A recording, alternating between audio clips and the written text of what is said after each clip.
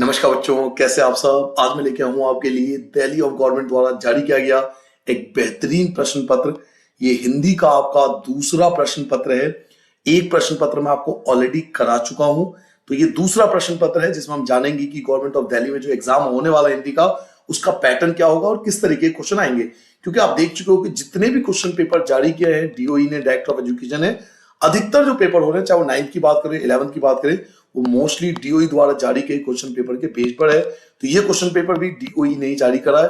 तो paper number 2 है ये। एक पेपर मैं ऑलरेडी आपको करा चुका हूं, आज पेपर नंबर 2 कराऊंगा।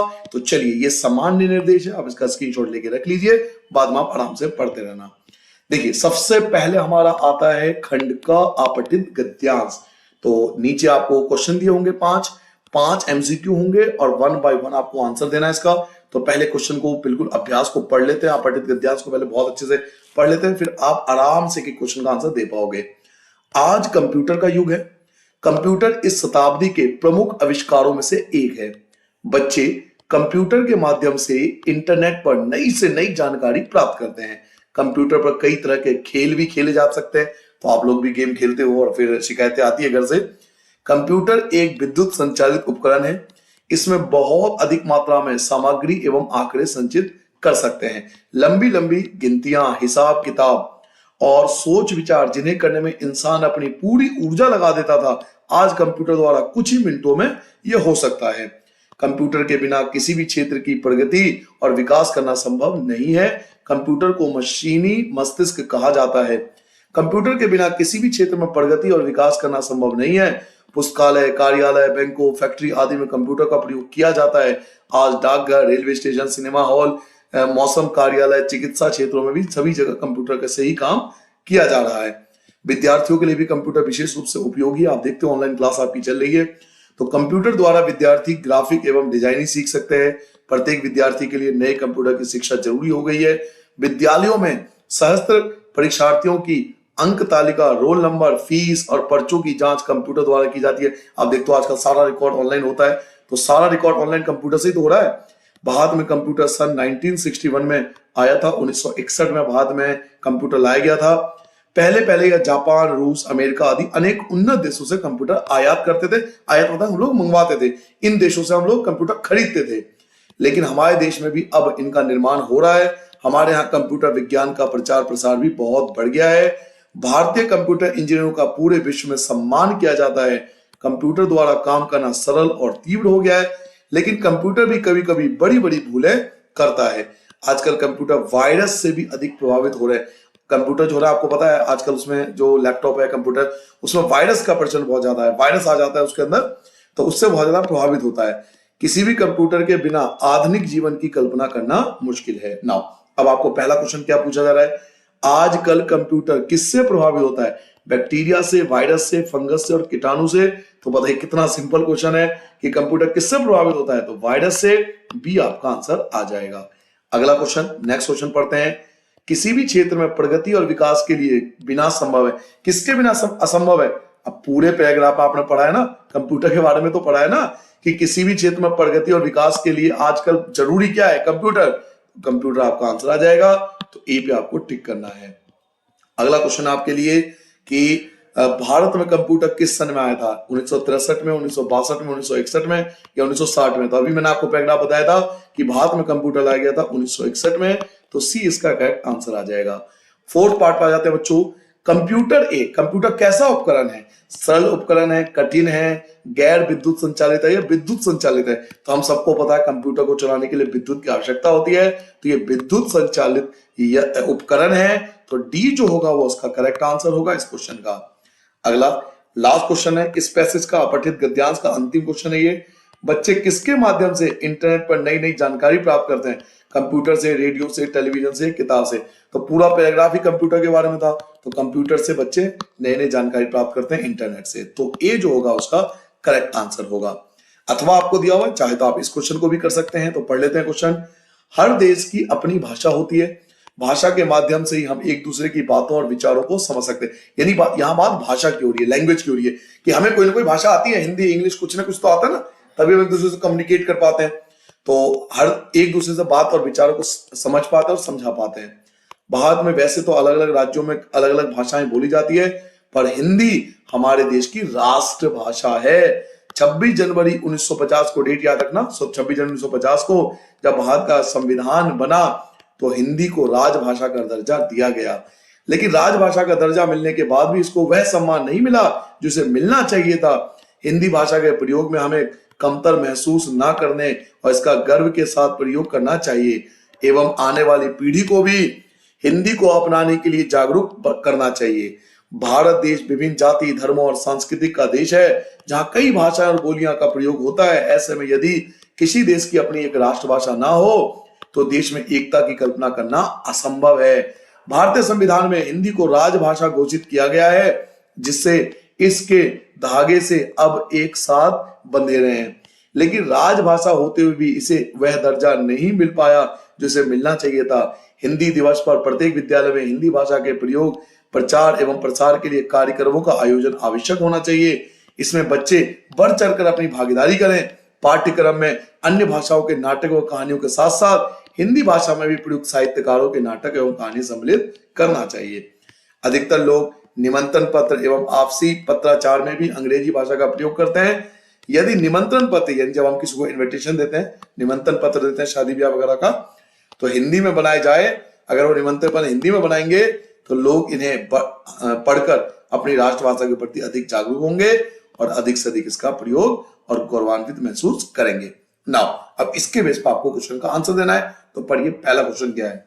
अधिकतर लोग निमंत्रण पत्र एवं आपसी पत्राचार में किस भाषा का प्रयोग करते हैं? उर्दू का, संस्कृत का, अंग्रेजी का या हिंदी का? तो आजकल निमंत्रण पत्र में अधिकतर जो किस भाषा का प्रयोग करते हैं? तो अंग्रेजी भाषा का। सी आपका आंसर आ जाएगा। देखिए ऊपर लिखा हुआ भी था, अधिकतर लोग निमंत्रण पत्र एवं आपसी पत्राचार में भी अंग्रेजी भाषा का प्रयोग करते हैं। तो साफ साफ लिखा हुआ था, तो अंग्रेजी आंसर आ जाएगा। भारतीय संविधान में हिंदी को क्या घोषित किया है? कुल भाषा, राष्ट्रभाषा, राजभाषा या फिर मातृभाषा?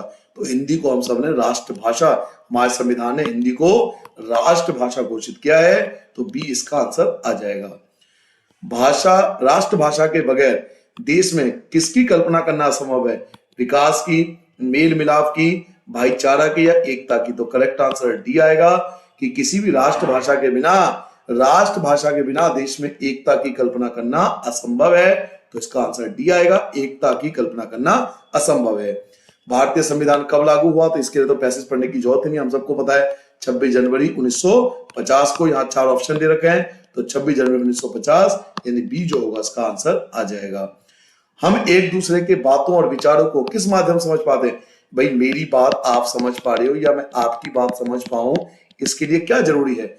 इशारे, चिन्ह, भाषा या संकेत? तो आंसर आएगा भाषा। कि हम एक दूसरे की बातों और विचारों को किस माध्यम से समझ पाते हैं? तो भाषा के द्वारा समझ पाते हैं। यहां पर आपका आएगा अपठित गद्यांश, काव्यांश, कविता आएगी, फिर 5 एमसीक्यू होंगे। तो पहले बहुत अच्छे से कविता आपको पढ़ना पड़ेगा। कविता एक बार अच्छे से पढ़ लोगे तो फिर बहुत आसानी से आप क्वेश्चन कर सकते हो। पर्वत कहता शीश उठाकर, पर्वत कहता शीश उठाकर, शीश मतलब सर उठाकर, तुम भी ऊंचे बन जाओ। यानी पर्वत से क्या सीख मिलती है? कि तुम भी हमेशा पर्वत की तरह ऊंचे बनो। सागर कहता है लहराकर, यानी सागर से हमें क्या सीख मिलती है? मन में गहराई लाओ, कि अपने मन को शांत रखो, उसमें गहराई लाओ। समझ रहे हो क्या कहती है? उठ उठ गिर गिर तरल तरंग, भर लो अपनी दिल में मीठी मीठी मृदुल उमंग। यानी आपसे कह रहा है कि समझ रहे हो क्या कहती है? उठ उठ, जो उठ उठ गिर गिर तरल तरंग, जो तरल तरंग होती है उस समय क्या सीख मिलती है? कि भर लो अपने दिल में मीठी मीठी मृदुल उमंग। उल्लास यानी खुशी भर लो, उमंग मतलब खुशी, हैप्पी होना, ये भर लो। पृथ्वी से क्या सीख मिलती है? तो पृथ्वी कहती धैर्य ना छोड़ो, यानी धैर्य रखो अपने जीवन में। कितना ही हो सिर पर भार, कितना भी सिर पर भार हो धैर्य रखो, पेशेंस रखो अपने अंदर। नभ कहता, नभ मतलब क्या होता है? आकाश। नभ मतलब आकाश, बादल। तो नभ कहता है फैलो इतना, ढक लो तुम सारा संसार। यानी हमें आकाश से क्या सीख मिलती है? कि इतना ज्यादा फैल जाओ कि तुम पूरे संसार को ढक लो। तो ये यहाँ पे क्वेश्चन बोला गया है कि अलग अलग चीजों से हमें अलग अलग सीख मिलती है। एक बार जल्दी से देख लो, फिर आपको आंसर बता सकता हूं। पर्वत कहता है शीश उठाकर ऊंचे बन जाओ, सागर कहता है लड़ाकर कि गहराई लाओ, और उसके अलावा तरल तरंग जो होती है वो कहता है भर लो दिल में मीठी मीठी मृदुल उमंग। पृथ्वी हमें सिखाता है धैर्य करना, और नभ हमें सिखाता है फैलना, ताकि हम पूरे संसार को ढक सकें। तो ये हमने एक बार जल्दी से पढ़ लिया। अब देखिए क्वेश्चन क्या होगा। तरल तरंगे दिल में क्या भरने के लिए कहती है? अभी मैंने आपको बताया था तरल तरंग, देखिए ये रहा तरल तरंग, मैं आपको दिखा भी देता हूं। तरल तरंग, ये देखिए तरल तरंग आया था ना, तरल तरंग। तो मीठी मीठी मृदुल उमंग भरने को कहती है। तो मीठी मीठी रचनाएं, खट्टी मीठी भावनाएं, खट्टी मीठी यादें या मीठी मीठी उमंग, डी जो है वो आपका आंसर आ जाएगा। आकाश हमें क्या कहता है? अभी मैंने आपको बताया था आकाश क्या कहता है? फैलने को, सिकुड़ने को, बैठने को, चलने को, तो फैलने को, ये आंसर आ जाएगा। तो बहुत अच्छे से पढ़ा कीजिए, फिर आप सारे क्वेश्चन आंसर दे पाओगे। धैर्य ना छोड़ने के लिए कौन कहता है? धैर्य हमने किससे सीखा था? पृथ्वी से, जल से, अग्नि से या फिर वायु से? तो धैर्य हमें सीखने मिलता है पृथ्वी से, अर्थ से। तो ए जो होगा वो हमारा करेक्ट आंसर आएगा। सागर लहरा कर क्या कहता है? जो सागर है वो लहरा कर में क्या कहता है? मन में संकल्प लाओ, मन में गहराई लाओ, मन में शक्ति लाओ, या मन में धैर्य लाओ। तो सागर से हमने क्या सीखा था? कि मन में गहराई लाओ। आप जैसे सागर गहरा होता है वैसे मन में हमें गहराई, चीजों को गहराई से समझो। आगे बढ़ने के लिए जीवन में हर चीज को डिटेल में जानो। ऊंचे बनने के लिए कौन कहता है? तो ऊंचे बनने के लिए हमने किससे सीखा था? पर्वत से, पेड़ से, बादल से, तारे से। तो आंसर आएगा पर्वत से। ऊंचा बनना हमने किससे सीख मिली थी? तो पर्वत से सीख मिली थी। था ना सिंपल? कितना सिंपल था। तो ये सिंपल इसलिए लग रहा है क्योंकि आपने अपठित काव्यांश को पहले समझा। तो यही मैं कहता हूं, पहले अपठित काव्यांश को समझो, उसके बाद आप आंसर दो, आपको मजा आएगा। अथवा मतलब आप इसका भी आंसर दे सकते हो चाहो तो। जी होता चिड़िया बन जाऊं, यानी कवि कहते हैं कि मेरा मन करता है कि मैं चिड़िया बन जाऊं, और नभ में, नभ मतलब क्या बताया था? आकाश में उड़कर सुख पाऊं। यानी यहां पर कवि जो है वो चिड़िया बनकर आकाश में उड़ना चाहता है और सुख पाना चाहता है। ठीक है। उसके बाद मैं फुदक फुदक कर डाली पर, यानी एक पेड़ से दूसरे पेड़ पर डोलूं तरु की हरियाली पर, यानी पेड़ों की हरियाली पर इधर उधर डोलूं। तरु मतलब पेड़। फिर कुतर कुतर कर फल खाऊं, यानी जैसे चिड़िया खाती ना कुतर कुतर कर, वैसे मैं कुतर कुतर कर फल खाऊं। जी होता चिड़िया बन जाऊं, यानी यहाँ पे कवि चिड़िया बनना चाहता है। कितना अच्छा इनका जीवन, चिड़िया का जीवन कितना बढ़िया होता है। आजाद सदा इनका तन मन, की हमेशा इनका तन मन आजाद रहता है। मैं भी इनसा गाना गाऊं, यानी मैं भी चिड़िया की तरह गाना गाना चाहता हूं। जी होता मैं चिड़िया बन जाऊं, ऐसा कवि कहता है कि मैं भी चिड़िया बनना चाहता हूं। जंगल जंगल में उड़ बिचरूं, यानी एक जंगल से दूसरे जंगल में उड़ता रहूं। पर्वत घाटी की सैर करूं, अलग अलग पर्वत पे अलग अलग घाटी पे सैर करूं। सब जग को देखूं इटलाऊं, यानी सारे जगत को, सारे पृथ्वी को देखूं और इटलाऊं कि मैंने सब कुछ देख रखा है। जी होता कि मैं चिड़िया बन जाऊं। कितना स्वतंत्र इनका जीवन, इनका जीवन कितना स्वतंत्र है, अपनी मर्जी से जहां मर्जी उठ के जा सकते हैं। इनको ना कहीं कोई बंधन, यानी इनको कोई बंधन नहीं है। ये नहीं है कि किसी देश के नागरिक है तो दूसरे देश नहीं आ सकते, तो इनको कोई बंधन नहीं है, जहां मर्जी जा सकते हैं। मैं भी इनका जीवन पाऊं, मैं भी इनके जीवन पाना चाहता हूं। जी होता कि मैं चिड़िया बन जाऊं। तो कवि पूरे पैराग्राफ में चिड़िया बनना चाहता है, उनकी स्वतंत्रता से बहुत खुश है। कवि किसको देखकर इटलाने की बात कर रहा है? जग को, मन को, बाग को या खेत को? तो अभी आपने पढ़ा था कि कवि किसको देखकर इटलाने की बात कर रहा है? तो जग को पूरा देखकर, जग को देखकर मैं इटलाऊं। अभी आप पूरे पैराग्राफ को आप चाहो तो बार पढ़ लेना। यहाँ पे आया था इटलाऊं, यहां मैं ढूंढ लेता हूं आपका, आपके लिए। ये रहा, देखिए, जग को देखूं इटलाऊं, जग को देखूं और इटलाऊं। तो सारा आंसर मिल जाएगा प्रशस्ति की, बहुत आराम से। देखिए, चिड़िया के जीवन को कवि अच्छा क्यों मान रहा है? कि घोंसला बनाने के लिए, उड़ने के लिए, तन मन की आजादी के लिए, टहलने के लिए। तो आंसर आएगा तन मन की आजादी के लिए। तो उसका जो सी होगा वो आंसर होगा। काव्यांश में फल को किस तरह खाने की इच्छा रहता है? कवि ने क्या कहा था कि मैं फल को कैसे खाऊंगा? तो कुतर कुतर का आया था ना, कुतर कुतर कर फल को खाना चाहता हूं।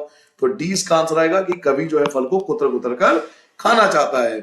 उसके बाद अगला क्वेश्चन आपके पास, चिड़िया बनकर कवि कहां डोलना चाहता है? खेतों में, वृक्षों की हरियाली पर, घोंसले में या पानी में? तो आंसर आएगा वृक्षों की हरियाली पे। था ना, जिसमें अलग अलग वृक्षों पे जाना चाहता हूं, हरियाली देखना चाहता हूं।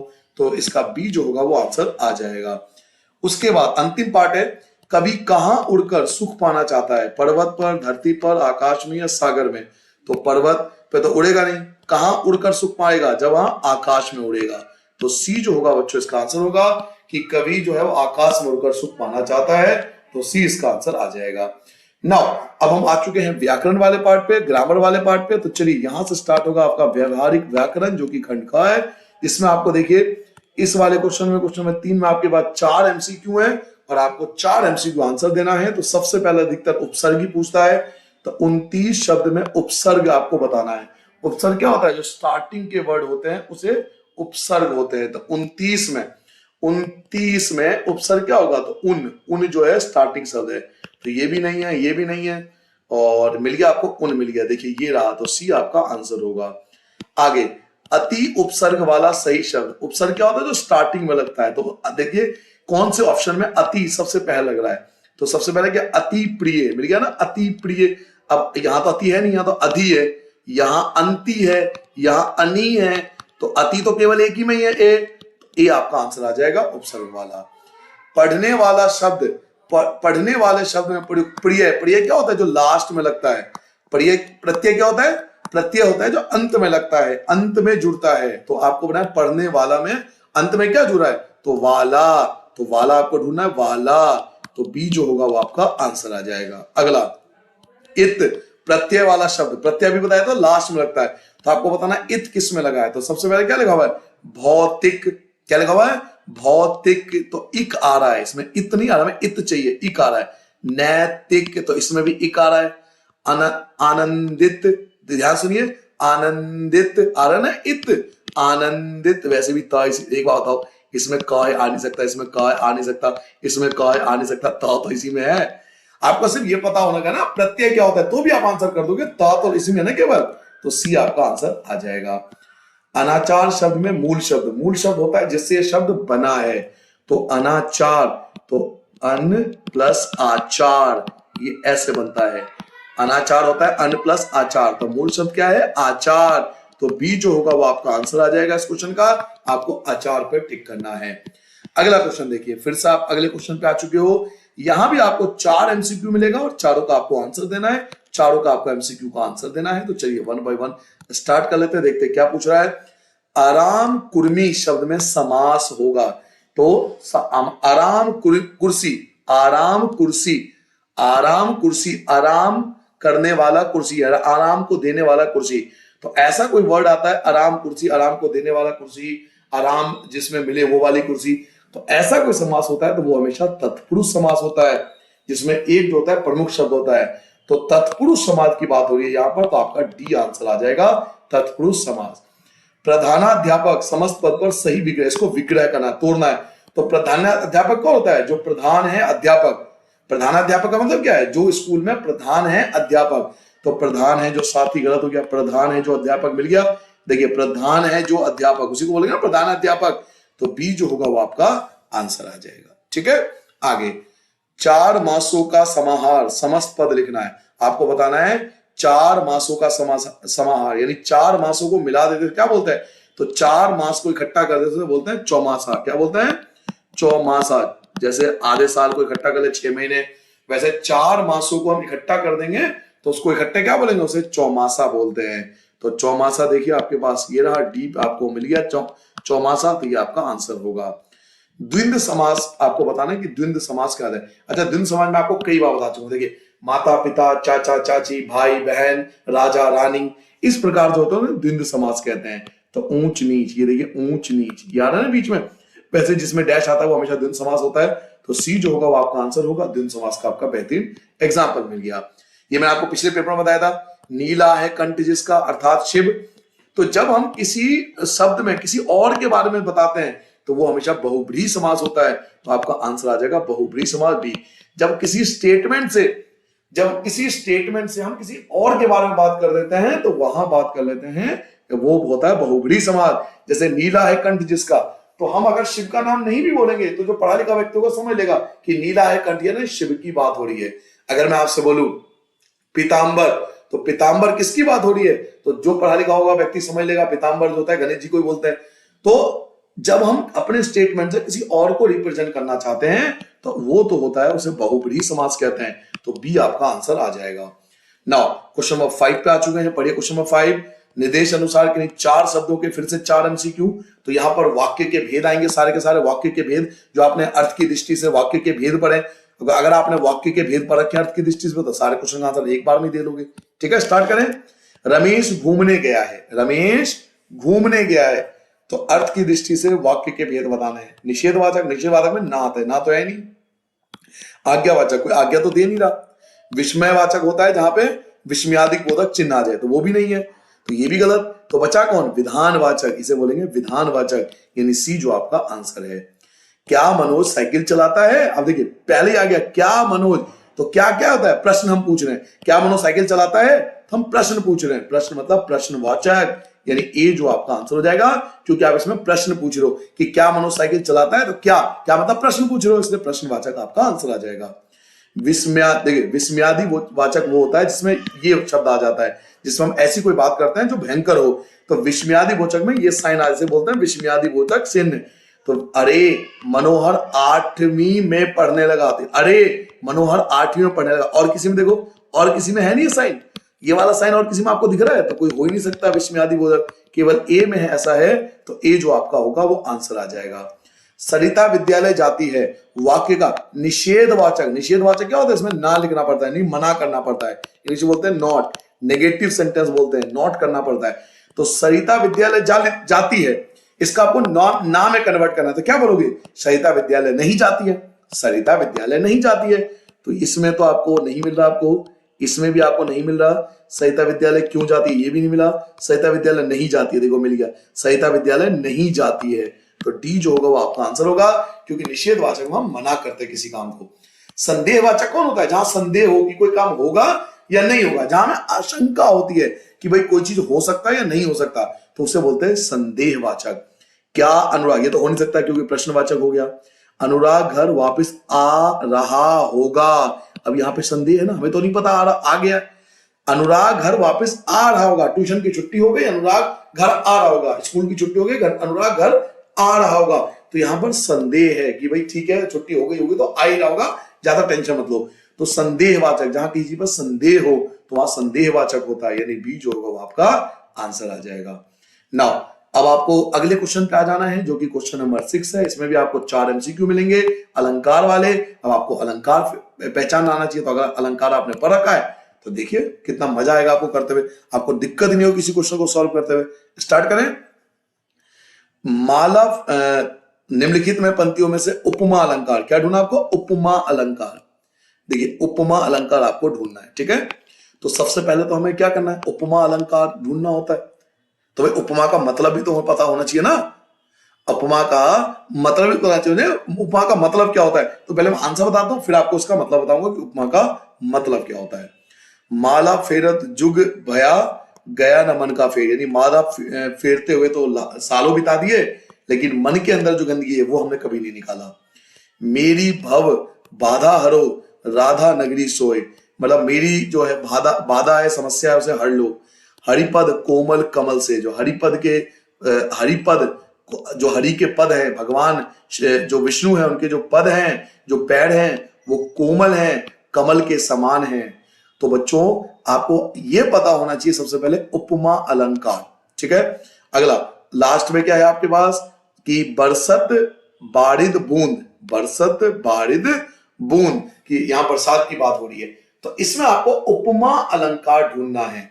तो उपमा अलंकार कौन सा है? आपको परिभाषा पता होगा तो आप डायरेक्ट आंसर बताओगे। चलो मैं आपको समझाता हूं। देखिए बच्चों, उपमा अलंकार वो अलंकार होता है जिसमें हम किसी को ना कंपेयर करते हैं किसी दूसरी चीज से।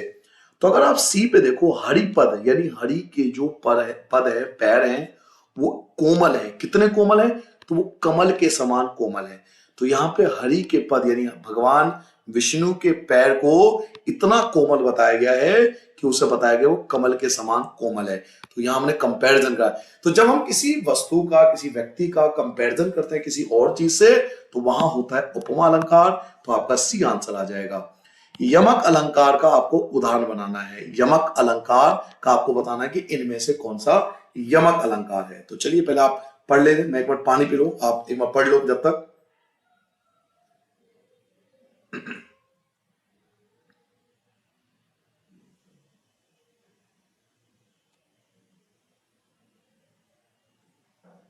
चलिए आ जाते हैं। क्या आपने पढ़ लिया? अब यहां पर आपको बोला गया है कि आपको यमक अलंकार ढूंढना है। सर ये यमक अलंकार क्या होता है? यमक अलंकार होता है जहां अलग अलग शब्द होंगे, अलग अलग शब्द होंगे, एक ही शब्द 2 बार होंगे, एक ही शब्द जो होंगे वो दो बार होंगे, लेकिन दोनों के मतलब अलग अलग होंगे, तो उसे बोलता है यमक अलंकार। कनक कनकते 100 गुनी मादकता अधिकाय, कनक कनक, तो एक ही शब्द दो बार है, एक ही शब्द दो बार है, दोनों का अलग अलग मतलब है, तो यही आपका आंसर आ जाएगा ए। इसको आपको यमक अलंकार बोलना है। अगले क्वेश्चन में देखिए, अगला क्वेश्चन क्या आपके लिए, निम्नलिखित पंक्तियों में उत्प्रेक्षा अलंकार, आपको उत्प्रेक्षा, उत्प्रेक्षा अलंकार होता है जब किसी को बढ़ा चढ़ाकर बोला जाता है, ठीक है। तो ऑप्शन देख लेते हैं। पहला ऑप्शन क्या है हमारे पास, सबसे पहला है आपके पास बालधी विशाल विकराल। देखो इतने से ही पता लग गया कि बाल्दी जो है वो इतना विशाल है, इतना विकराल है। ज्वाला जाल, ज्वाला के जाल सॉरी बच्चों, मानो लंक लिलिबे को काल रसना पसारी है। अब मान लो मुझे इतना नहीं पता हिंदी, लेकिन मैं थोड़ा सा तो समझ सकता हूं कि बलदी विशाल विकराल, बहुत ज्यादा विशाल है, बहुत ज्यादा विकराल है। ज्वाला जाल, मानो जैसे लंक लिबिये को काल रसना परसी है, जैसे लंका में कोई काल पसर गया हो। तो किसी चीज को बहुत बढ़ा चढ़ा के जब बोला जाता है तो वहां पर उत्प्रेक्ष अलंकार होता है। तो यही आपका आंसर आ जाएगा, आगे आपको पढ़ने की जरूरत नहीं होगी। रूप अलंकार क्या होता है, जब किसी की रूप की बात करते हैं, किसी की सुंदरता की बात करते हैं, तो वहां रूपक अलंकार होते हैं, ठीक है। जब किसी के रूप के, जब हम किसी के रंग के, रूप के, इन सब की बात करते हैं तो वहां पे रूपक अलंकार माना जाता है। तो मजबूत शिलासी दृढ़ छाती, मजबूत शिलासी दृढ़ छाती, जो छाती है बहुत मजबूत है, शिला के समान, पत्थर के समान। तो यहाँ पे किसी के रूप के बारे में बात नहीं हो रही है। आगे पीपर पात सरिस मन डालो, तो पीपर पात सरिस मन डालो यानी इसमें भी किसी के रूप की बात नहीं होगी। पायो जी मैंने राम रतन धन पायो, देखिए किसी के रूप, यानी पायो जी मैंने राम रतन धन, मैंने राम जैसा रतन धन पायो, तो ये किसी के रूप की, राम जी के रूप के वर्णन हो रहा है कि मैंने राम जैसा रतन पाया है। तो ये सी जो होगा वो आपका आंसर आ जाएगा, ठीक है। होप आपको थोड़ा बहुत समझ में आ गया होगा। व्यंजनों को अगला, व्यंजनों की आवृत्ति के कारण काव्य में चमत्कार उत्पन्न होता है, तो वहां कौन सा अलंकार होता है। तो जहां पे चमत्कार उत्पन्न हो वो कौन सा अलंकार होता है, याद कीजिए, उसे बोलते हैं अनुप्रास अलंकार। जहां पे चमत्कार उत्पन्न हो, व्यंजनों की आवृत्ति के कारण, जहां व्यंजन बार बार आवर्ती यानी कोई व्यंजन बार बार रिपीट होता है और उसके कारण जो चमत्कार उत्पन्न होता है, उसे कौन सा अलंकार बोलते हैं, उसे अनुप्रास अलंकार बोलते हैं। तो जब कोई व्यंजन बार बार रिपीट होता है, जैसे रघुपति राघव राजा राम चारुचंद्र की चंचल गिने चा चा चा चा रिपीट हो रहा है, तो वहां बच्चों अनुप्रास अलंकार होता है। तो बी आपका आंसर आ जाएगा। अब देखिए आपका पाठ्य पुस्तक के क्वेश्चन आ गया, तो आपको ज्यादा टेंशन नहीं होगी क्योंकि आपके बुक के क्वेश्चन है, तो आप इसका आंसर बहुत जल्दी जल्दी कर सकते हो। तो चलिए मैं भी स्टार्ट कर देता हूं। आपको यहाँ 5 एमसीक्यू मिलेंगे और 5 का हम 1 बाय 1 आंसर देंगे। तो लेकिन पहले तो हमें क्या करना पड़ेगा, पहले पैसेज तो पढ़ना पड़ेगा, तो पढ़ लेते हैं। दोनों उन्मत्त होकर बछड़ों की भांति कुलेल करते हुए घर की ओर दौड़े, हम वह हमारा थान है। दोनों दौड़कर अपनी थान पर आए और खड़े हो गए। दड़ियल भी पीछे पीछे दौड़ा चला आता था। झूड़ी द्वार पर बैठा धूप खा रहा था। बैलों को देखता दौड़ा और उन्हें बारी बारी से गले लगाने लगा। मित्रों की आंखों से आनंद के आंसू गिरने लगे। एक झूड़ी का हाथ चाट रहा था। दड़ियल ने जाकर बैलों की रस्सी पकड़ ली। झूड़ी ने कहा, मेरे बैल हैं। तुम्हारे बैल कैसे? मैं मवेशी खाने से नीलाम लिए आता। मैं तो समझ चुराए लिए जाते हो, चुपके से चले जाओ। मेरे बैल हैं, मैं बेचूंगा तो बिकेंगे। किसी को मेरे बैल नीलाम करने का क्या अधिकार है? जाकर थाने में रपट कर दूंगा। मेरे बैल हैं, इसका सबूत है कि मेरे द्वार पर खड़े हैं। ठीक है, ये आपके बुक से लिया गया है। तो चलिए 2 बैलों की कथा पढ़ लेते हैं। झूड़ी के बैल हैं, इसका उसके पास क्या सबूत है? उसके खेत में खड़े हैं, उसके गांव में खड़े हैं, उसके द्वार पर खड़े हैं। मिल गया ना, ये लिखा हो ना। सबूत क्या है कि मेरे द्वार पर खड़े हैं। सबूत है कि मेरे द्वार पर खड़े हैं, तो उसके द्वार पर खड़े हैं। तो सी आंसर आ जाएगा। दड़ियल ने जाकर क्या पकड़ ली? बैल की पूंछ, बैलों की रस्सी, या बैलों की सींग, या बैलों की गर्दन। तो बैलों की रस्सी पकड़ ली थी। तो बी आपका आंसर आ जाएगा। किसने कहा कि मेरे बैल हैं? तो सबको पता है, झूड़ी ने कहा कि मेरे बैल हैं, कॉन्फिडेंस है कि मेरे बैल हैं। तो सी आंसर आ जाएगा। किसके आंख से आनंद के आंसू फूट रहे थे? दोनों बैलों के। तो दड़ियल के, तो गलत हो गया। अगला, बैलों के, मिल गया, दोनों बैलों के आंखों से आंसू आ गए थे आनंद के, तो बैल यानी बी जो होगा वो आपका आंसर होगा। झूरी कहां बैठकर धूप खा रहा था? तालाब में, बाग में, द्वार पर या खेत में? तो द्वार पर, घर के द्वार पर बैठकर धूप सेक रहा था, तो सी जो होगा वो आपका आंसर आ जाएगा। ठीक है, अब आपके पास क्वेश्चन नंबर 8 आ चुका है। इस क्वेश्चन नंबर 8 में आप देखोगे 2 एमसीक्यू है और आप बड़े आसानी से इसका आंसर दे सकते हो। तिब्बती भाषा में कूची कूची का क्या अर्थ होता है? अगर आपने चैप्टर पढ़ा तो आपको पता होगा कि तिब्बती भाषा में कूची कूची का अर्थ आपको बताना है। कृपया कृपया, क्षमा, हाय हाय या दया दया, तो आंसर होता है दया दया, तो डी जो होगा वो आपका आंसर हो जाएगा। आगे, तिब्बत में सबसे खतरे की जगह कौन सी है? आपके पास डांडे, फड़ी, कलिफोर्ड या चीनी किला या लहास, तो आंसर है डांडे, तो ये आपका आंसर ए आ जाएगा। अब आपके पास 5 एमसीक्यू फिर से आएंगे, कविता आएगी बुक का और फिर उसके आंसर आपको देने हैं। तो पहले कविता पढ़ लेते हैं। रस्सी कच्चे धागे की खींची खींची रही है मैं नाव, जाने कब सुनी मेरी पुकार, करे देव भवसागर पार। पानी टपके कच्चे सकोरे, व्यर्थ प्यास हो रहे मेरे, जी मैं उठती रहकर हुक, घर जाने की चाह है घेरे। खाकर कुछ पाएगा नहीं, ना खाकर बनेगा अहंकारी, सम खा तभी होगा संभावी, खुलेगी सांकल बंद द्वार की। तो ये आपके पास कविता है और अगर आपने पढ़ रखा है तो ज्यादा आपको डिटेल में जाने की जरूरत नहीं है, अब डायरेक्ट इसका आंसर दे सकते हो। पहला, कवि ने कच्चे सकोरे की तुलना किससे की है? ऑप्शन है जीवन से, संसार से, घर से, आंगन से, तो कच्चे सकोरे की तुलना जीवन से की है, तो ए इसका आंसर आ जाएगा। काव्यांश में कवि को कहां जाने की चाह घेरे हुए है? बाजार, विद्यालय, घर या बैंक, तो घर जाने की इच्छा है, तो जो आपका आंसर होगा वो सी आ जाएगा। अगला क्वेश्चन है आपके पास, कवि भवसागर से पार करने के लिए किसको पुकार रहा है? अभी पुकारा था ना कवि ने, किसको पुकारा था भवसागर से पार करने के लिए? गुरु को, देव को, भाई को या साथी को? तो आंसर है देव को, भगवान को पुकार रहे हैं कि मुझे भवसागर से पार कीजिए, तो बी आपका आंसर आ जाएगा। कवि ने कहा कि सांकल खुलने की बात कर रहा है, कवि कहा कि संकल खुलने की बात कर रहा है? खिड़की की, कार्यालय की, विद्यालय की या बंद द्वार की? तो आंसर है बंद द्वार की, तो डी आपका आंसर आ जाएगा कि कवि संकल खुलने की बात कहां की कर रहा है? तो बंद द्वार की। सम खाने से कवि का क्या तात्पर्य है? संभोग करना, अधिक भोग करना, भोजन करना या फिर जलपान करना? तो आंसर आएगा संभोग करना, यानी ए जो है उसका करेक्ट आंसर हो जाएगा। अब आपके बुक में जो क्वेश्चन है, आपको ये फिर से 2 क्वेश्चन आपको करने हैं, फिर से आपको 2 क्वेश्चन करने हैं, 2 एमसीक्यू, तो क्वेश्चन पढ़ लीजिए, आप बहुत आसानी से आंसर दे सकता हूं क्योंकि बुक का ही क्वेश्चन है। हस्ती चढ़िए ज्ञान को से कबीरदास का क्या तात्पर्य है? हस्ती चढ़िए ज्ञान को से कबीरदास क्या कहना चाहते हैं? घोड़े की सवारी, ज्ञान प्राप्त करना, हाथी की सवारी या हाथ चढ़ना? तो आंसर आएगा ज्ञान प्राप्त करना, यानी बी जो होगा उसका आंसर होगा। लास्ट क्वेश्चन है आपके पास, अंतिम क्वेश्चन है, सहज दुलीचा को कबीर ने किसका प्रतीक माना है? किसी जानवर का या किसी जगह का, ईश्वर का या सरलता और सहजता का? तो करेक्ट आंसर आएगा कि कवि ने सहज दुलीचा को कबीर ने किसका प्रतीक माना है? तो सहज दुलीचा प्रतीक है सरलता और सहजता का, तो डी जो होगा इसका आंसर होगा।